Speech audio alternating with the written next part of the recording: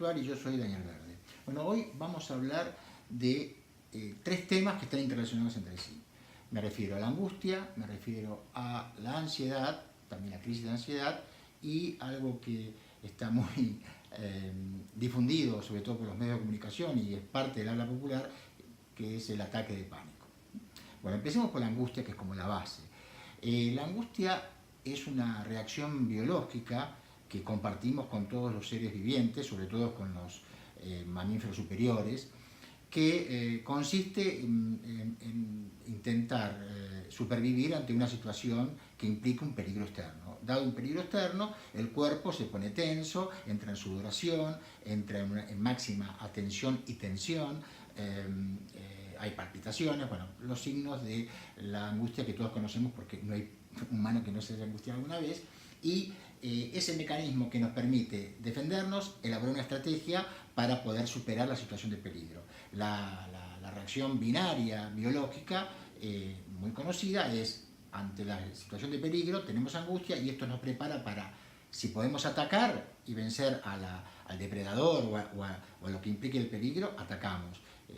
Y si no, huimos, ¿no? Ataque o huida son las reacciones habituales a las que nos prepara la angustia. Hay una tercera reacción que es cuando la situación peligrosa nos rebasa tanto, es decir, no la podemos metabolizar mentalmente y eso provoca parálisis. Pero ya vamos a hablar también de eso en lo que se refiere al ataque de pánico.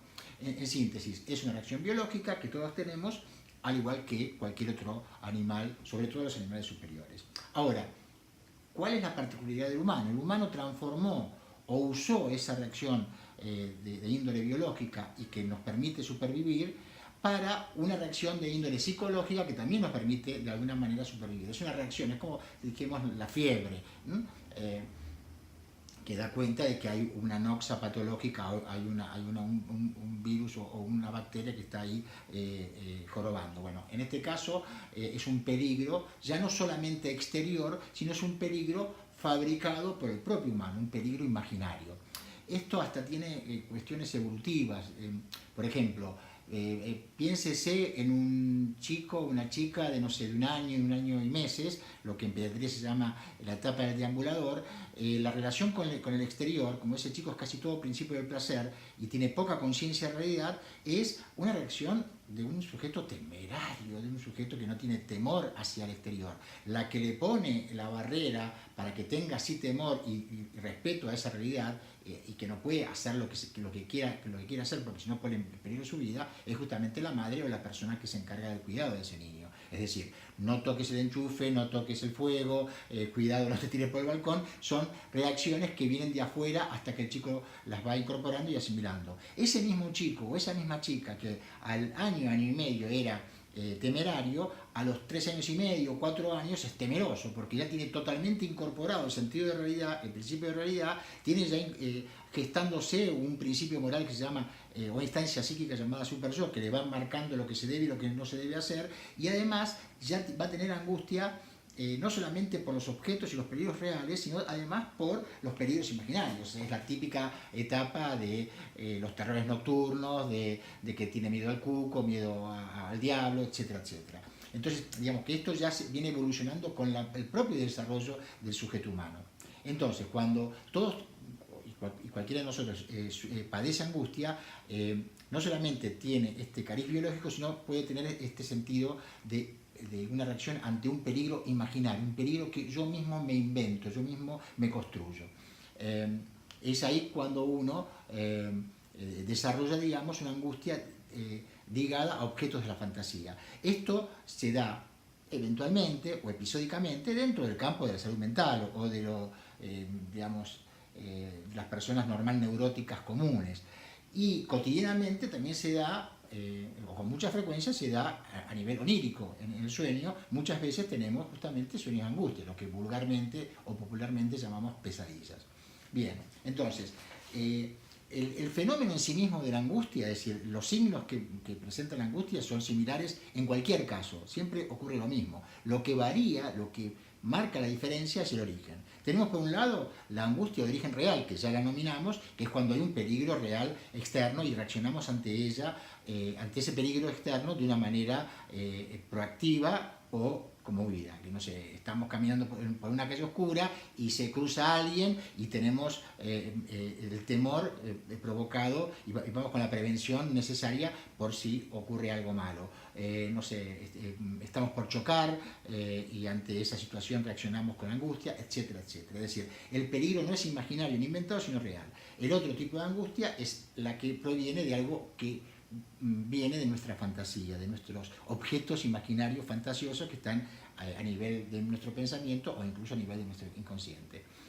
Pero no solamente estos dos tipos de origen de angustia, hay otras causas u otras fuentes de la angustia.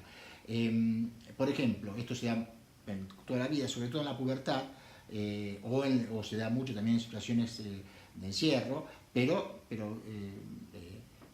se da cuando una persona tiene un impulso sexual o un impulso agresivo y ese impulso sexual o ese impulso agresivo no lo canaliza, no lo vehiculiza, no lo realiza adecuadamente, no hay una descarga sexual o no hay una descarga agresiva adecuada, ese impulso puede tomar, no es el único camino, pero uno de los caminos probables es que se troque, se transforme esa cantidad de energía sexual o agresiva, se troque y se transforme en una energía angustiosa. Entonces la persona está angustiada porque no tuvo una descarga adecuada. Incluso hablando del soñar y del dormir, por ejemplo, una de las causas, no la única, pero una de las causas de insomnio es la que la persona se siente con angustia, no puede dormir y tiene que ver con una inadecuada descarga de su sexualidad y de su agresividad.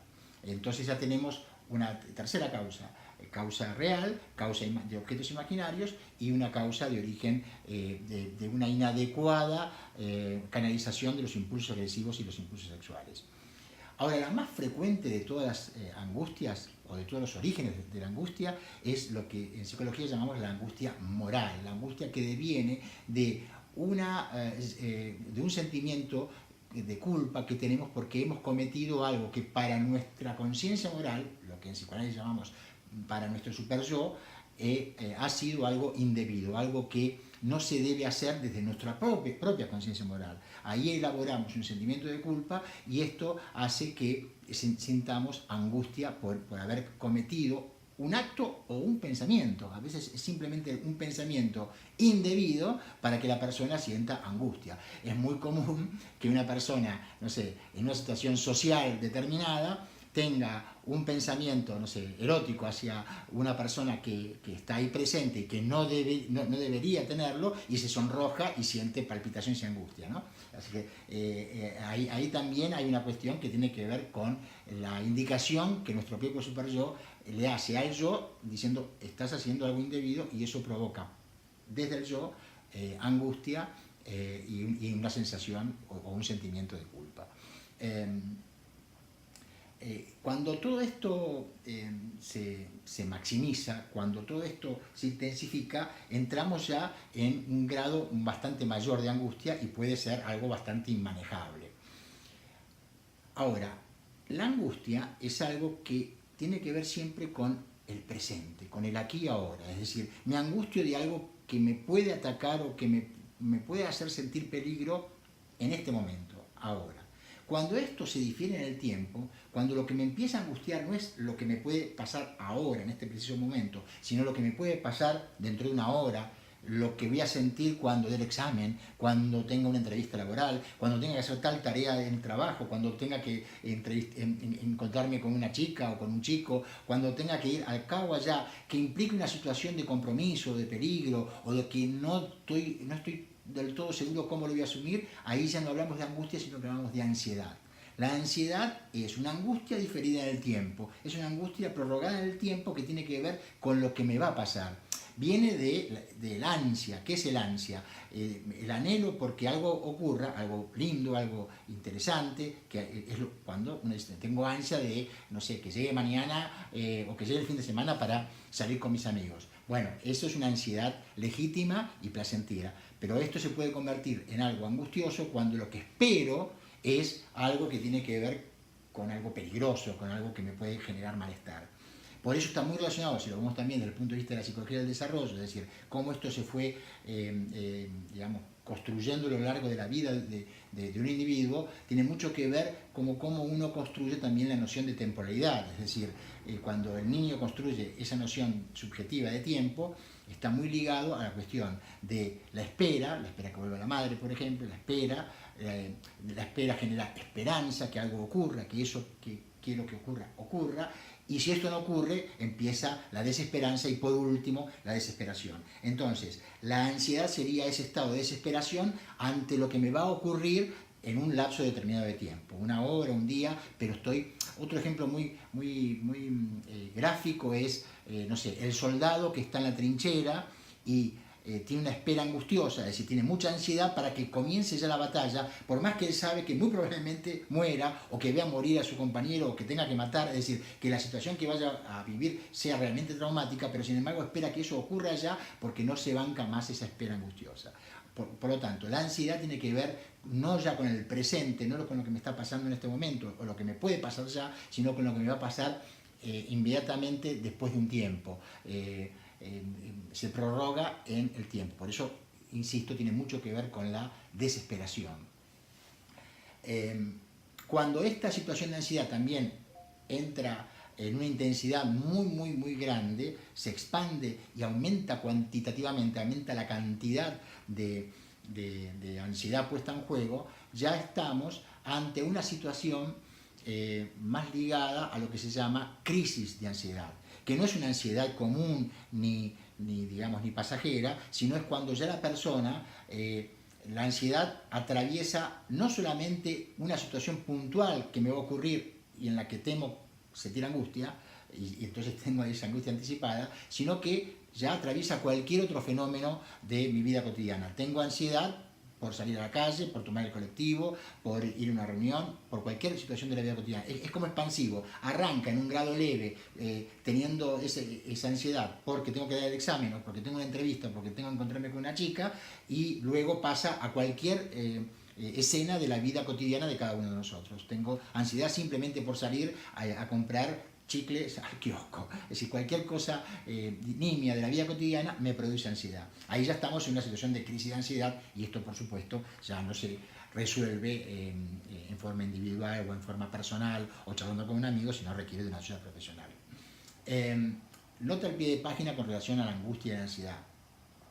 La angustia, y sobre todo la ansiedad, no es que está causada, porque por ahí se puede leer está causada, no es que está causada, pero sí está incrementada o está favorecida por el perfil de la sociedad occidental actual. Esto no es una crítica, es simplemente una descripción. Es decir, una sociedad que tiende mucho a la medición cuantitativa, a valorar mucho el rendimiento cuantitativo, sea en el trabajo, sea en la escuela o en la educación, sea en el amor, en el sexo, es decir, se mide mucho en términos cuantitativos. La exigencia social que se le procura al individuo es muy alta, y entonces esto favorece, no es que lo causa, pero favorece la tendencia a la angustia. Es decir, tendemos a que si no cumplimos los objetivos, si no cumplimos las metas que nos imponemos a nosotros mismos en nuestro rendimiento, en cualquier plano de la vida, esto nos va a generar mucha angustia, y esto nos va a generar la ansiedad en ese tiempo. Incrementa la ansiedad y puede llegar a una crisis de ansiedad. Y por último, en cuanto a descripción, quería hacer referencia al llamado ataque de pánico. También acá quiero hacer una salvedad. Es un término que en la actualidad, sea por los medios de comunicación, sea por el hablar popular, lo que uno escucha en la calle, está altamente banalizado. Es decir, cualquier situación de estrés, cualquier situación de angustia, se la denomina ataque de pánico. Está muy lejos el ataque de pánico de ser una simple angustia. El ataque de pánico, antes hablamos de la reacción biológica, ataque o huida ante una situación de peligro externo, real. Bueno, y habíamos dicho que la tercera estrategia que el sujeto tenía, que en realidad era una falla de la estrategia, era cuando ese peligro es tan inminente, muchas veces traumático, que hace que el individuo no pueda metabolizar, no pueda procesar psicológicamente ese estímulo, y entonces entra en parálisis. Así como esto ocurrió en nuestros parientes en la zoología, y ocurrió también en el hombre, en el humano, en el inicio del Homo sapiens, sigue ocurriendo en la actualidad, no solo con peligros reales, sino también con peligros imaginarios. Con lo cual, uno habla de ataque de pánico cuando la persona está rebasada, tan rebasada de angustia, que el peligro que siente ya no es tal o cual objeto angustioso, sino que se trata de una sensación del fin del mundo, o una sensación de que va a morir, o una sensación de que se va a volver loco. Es decir, son situaciones altamente extremas, o que se va a despersonalizar. Entonces, cuando esto ocurre, la angustia rebasa y es el equivalente al pánico biológico. Por eso se lo llama ataque de pánico. Es una angustia en grado tan intenso y relacionado con estímulos que tienen que ver con la finitud. Me muero, me vuelvo loco, se acaba el mundo. O a veces cuando está ligado a la culpa, viene por el lado de la retaliación. Se van a vengar, me están persiguiendo y se van a vengar. Es inminente que se venguen. En realidad estoy proyectando mi propia culpa en la necesidad de castigo que tengo. Entonces, el ataque de pánico se produce cuando esta angustia es muy intensa y está ligada a estas ideaciones, estas ideas de muerte, de locura o de retaliación que hacen que la angustia sea totalmente insostenible. Quería hacer una referencia con relación a la angustia, a la ansiedad, la crisis de ansiedad y también al ataque de pánico, a la medicación. Ustedes habrán escuchado, habrán visto y muchos de ustedes habrán consumido los llamados ansiolíticos, es decir, medicamentos con distinta formulación química que provocan una baja en la ansiedad, ¿no?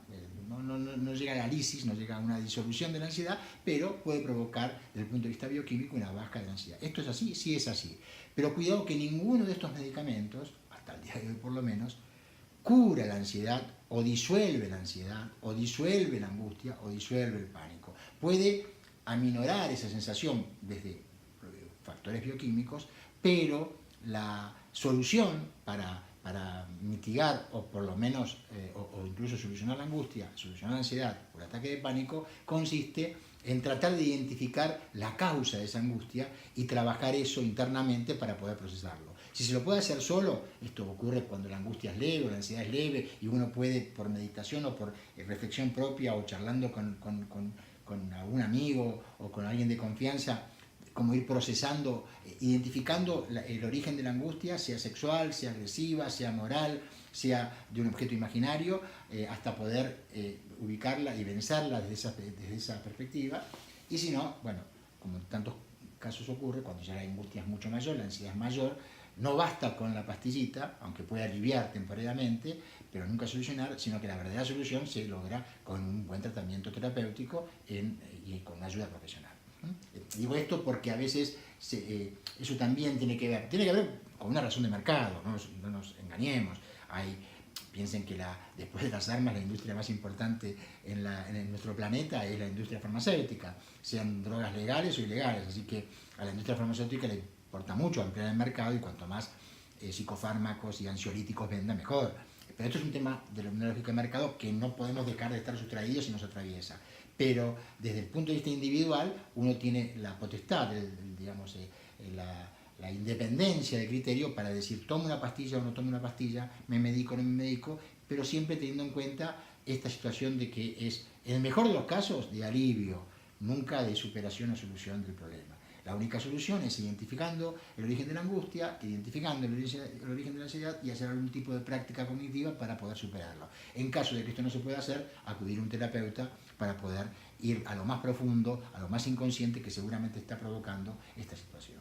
Bueno, esto es todo lo que quería comentarles por hoy y bueno, nos vemos en la próxima. Como siempre les digo, no dejen de suscribirse en el canal y hagan clic en la campanita, así reciben las notificaciones. Y si el video les pareció interesante, compártanlo y pónganle like, así indican que les gustó. Bueno, nos vemos en la próxima, chao.